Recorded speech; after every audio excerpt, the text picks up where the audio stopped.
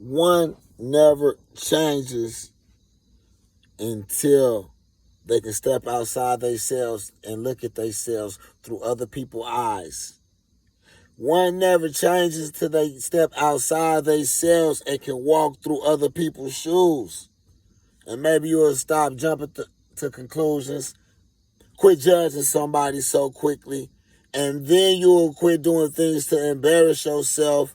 Then you will quit speaking before you think, because you already done stepped outside yourself and seen yourself saying some crazy shit or speaking too much or not listening enough. We have to learn to look at ourselves from different perspectives and look through these eyes in a different manner and use your third eye as your first eye.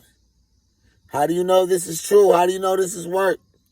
Think about yesterday. Can you see yesterday? Do you remember anything about yesterday? Okay, how did you see it? Did you see it with these or did you see it with this? Think of the same with those same eyes that you seen yesterday with, you can see tomorrow with. By visualizing it and then materializing it. Using that first eye that they got us calling the third eye, and we're using the wrong eyes to see. And then we never step outside ourselves to look at ourselves. Yeah. In a continuation. Where was I? Yes. Stepping outside yourself and looking at yourself. And it doesn't happen overnight. And it might not happen at that time. You might not catch yourself to step outside yourself before you make that fucked up move, or before you say something that's gonna be embarrassing later on, or before you react to something when someone's trying to puppet you and you be embarrassed later on. When you start to step outside yourself and reflect on that, that could be later on when you at home, when you somewhere by yourself like I am now, and you can sit back and you be like, man, I should have did that. Man, I should have did this. Or, you know what, I could have handled that this way. Or I could have handled it this way. Like you sitting back and you really reflecting. You looking at it with your third eye. You feel what I mean? You seeing with a different eye other than these two. These are actually the second vision. With this right here, you feel what I mean? You see, you feel, you hear, you smell, all that within this. You smell a different kind of way, you feel a different kind of way, you touch a different kind of way, all that once this opens up. And you can step outside yourself before you make those fucked up mistakes. Excuse me for my profanity. I'd rather use profanity than cuss someone. You know what I mean? Know the difference. But that is what the third eye is. You know, I try to break stuff down to where a 6-year-old can understand it. Like my mentor always tell me, simplify it. You have to break it down to where a 6-year-old can understand it. You know what I mean? And some of those big words is just magic anyway. Spelling, casting. So I simplify it, excuse me.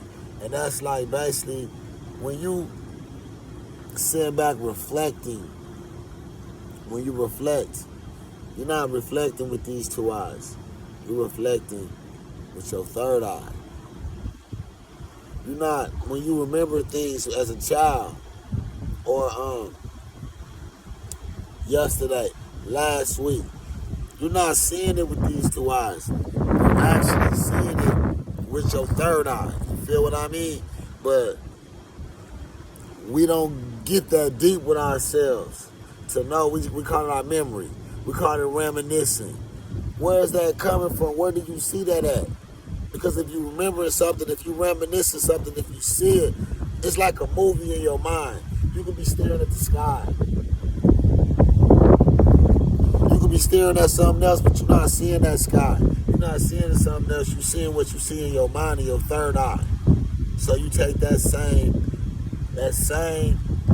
vision and start to reflect on yourself and build yourself up to the person that you want to be by looking at the mistakes you make and how you act and how you treat people. And all that, you can step outside yourself and watch yourself, if you know it or not. That's how powerful the mind is, the brain is. And then when you see with these two eyes, you actually already done confirmed it with the third eye. And that's when you start seeing stuff different. You start looking at people different after you already looked at yourself different. After you don't correct it yourself, you're able to look at the world different and from a different perspective. But in order for one to change, you must have to learn how to step outside yourself. Everything someone says to you doesn't necessarily mean you have to reply to it. Every time somebody wants to take you there, that doesn't mean you have to go. If you hear what I said, they want to. That doesn't mean you have to go. You being a puppet if you do. Like, you have to be able to make these quick decisions on looking at yourself, on seeing what's going to happen if you do this, for the pros and cons of it. You weighing it out. Is it for the better? Is it for the worse? Like, don't go through it and then think about it, because you're going to see it in your third eye after you go through it, after you fuck up, after you let somebody puppet you, to where you do something to get yourself in some kind of trouble or anything, incarcerated, fired from the job, from your career, just the peer pressure, the wrong crowd, just riding with the wrong people when you should have been like, nah, I'm good. Like, once you tap into this, you see all that stuff in your mind before it happens. And chances are, if you see it right here before it happens, it might happen. You know what I mean? Like, we are equipped with godly things up in us because we are connected to the source.